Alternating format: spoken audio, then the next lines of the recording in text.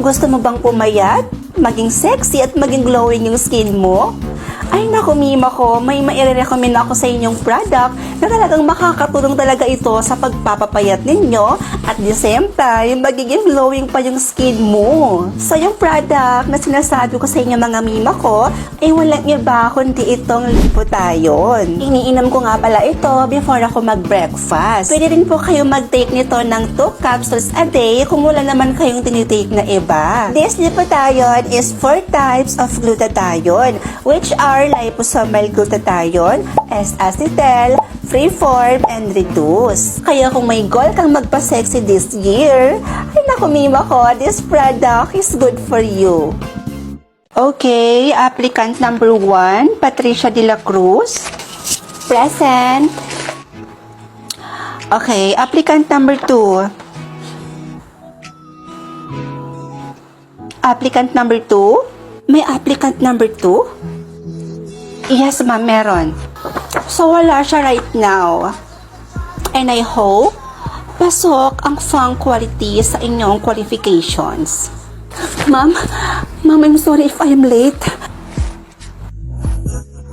Nasira po kasi yung elevator kanina, kaya naghagda na lang po ako at tumakbo na lang po ako. Ma'am, I'm still qualified for the interview. Your reason is valid. So, kayong dalawa, sundan nyo ko dahil hinihintay na kayo for the interview. Halina kayo. Ikaw ang applicant number 2? Patricia? Hanggang dito ba naman? Nakikipagtalo ka pa rin sa akin, Fernandez? Patricia, hindi ako nakikipaglaban sa'yo. Elementary pa lang tayo, Fernandez. Nakikipag-unahan ka na sa akin. Rank 1, Top 1, First Honor, Valedictorian, ano pa? Magkaiba ang school at sa actual job. At dito ka pa talaga mag-a-apply sa pinag-a-applyan ko? Sa bagay, nabalitaan kong gumraduate ka ng college ng... nga. Samantalang ako, graduated with flying colors. Cum laude. Hindi ka pa rin talaga nagbabago. Pag alam mong mauungasan ka ng tao, iba pa ba mo? Mauungasan? So you're trying to say na hindi ako matatanggap dito sa pinag-a-applyan natin? Mga madam, tara na ho. Inaantay na po kayo ni boss.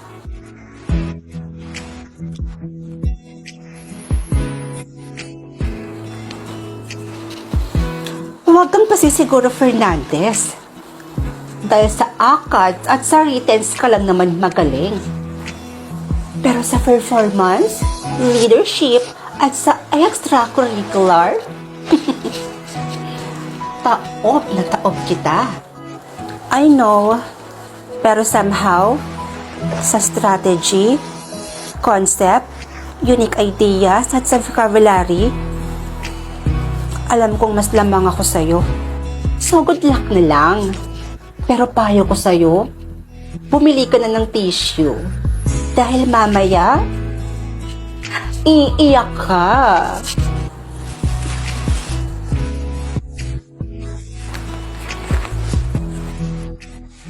Okay, it's your third applicant number 1. Pasok ka na.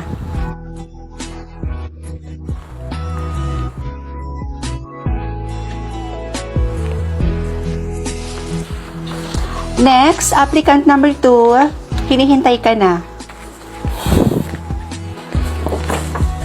Finally, may resulta na sa interview ninyo. So, yung babanggitin ko ngayon kung sino yung natanggap bilang assistant manager. Kaya congrats sa'yo dahil ikaw ang napili bilang assistant manager. At walang iba kundi si...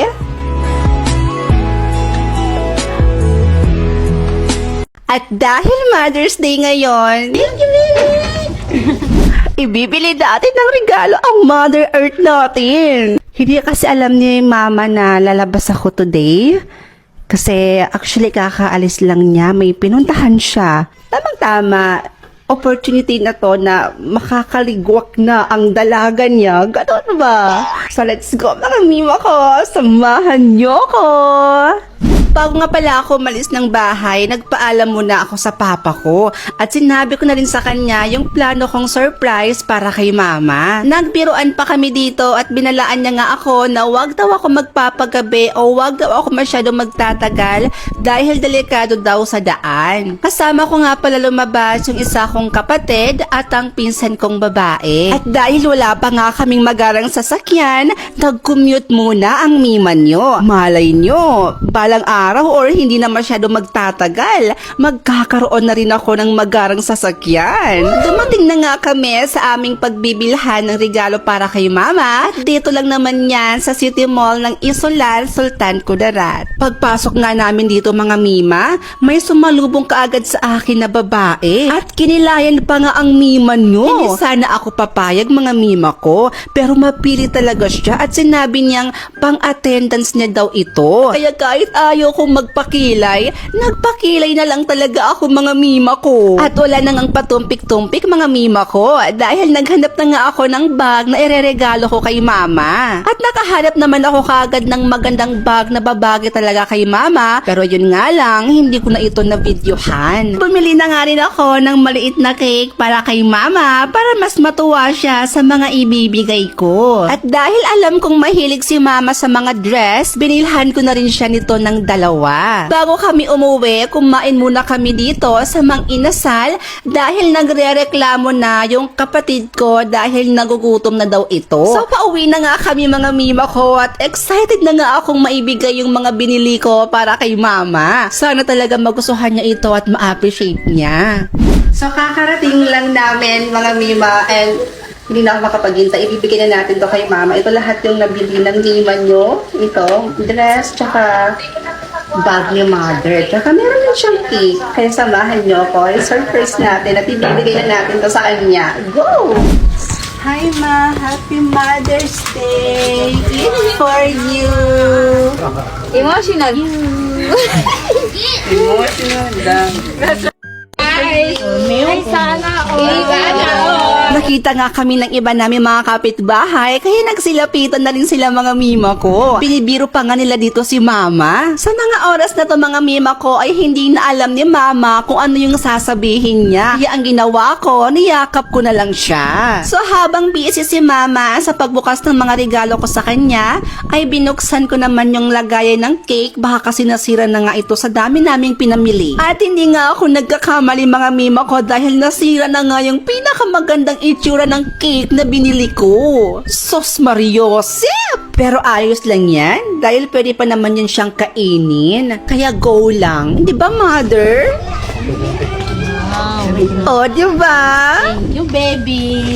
Wow, ang ganda ng bag. Nagtanong pa talaga si mother kung para daw ba talaga sa kanya yung mga pinamili ko dito, mga mima ko. Baka daw kasi for content lang. Nakakaloka ka talaga, mother. Pero sabi ko sa kanya, sayong-sayo yan lahat, mother. Diyos ko. Yan yung dahilan kung bakit ako umalis at lumabas. Binilhan kita ng mga regalo dahil Mother's Day ngayon, mother. Ano ka ba?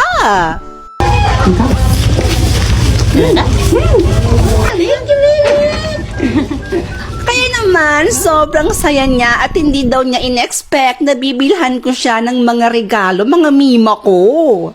Pero ganun pa man, maraming salamat po sa pag-iintindi at sa pagmamahal po palagi, mama. Alam mo, ma, kung papapiliin man ako ng bagong mama, ikaw na ikaw pa rin ang pipiliin ko, uunahin at mamahalin ko. Happy Mother's Day, mama ko. Mahal na mahal po kita. At para naman po sa ibang mama, nanay, at sa mga nagpakananay, Happy Mother's Day din po sa inyong lahat. Proud po ako sa inyo at mahal ko po kayo.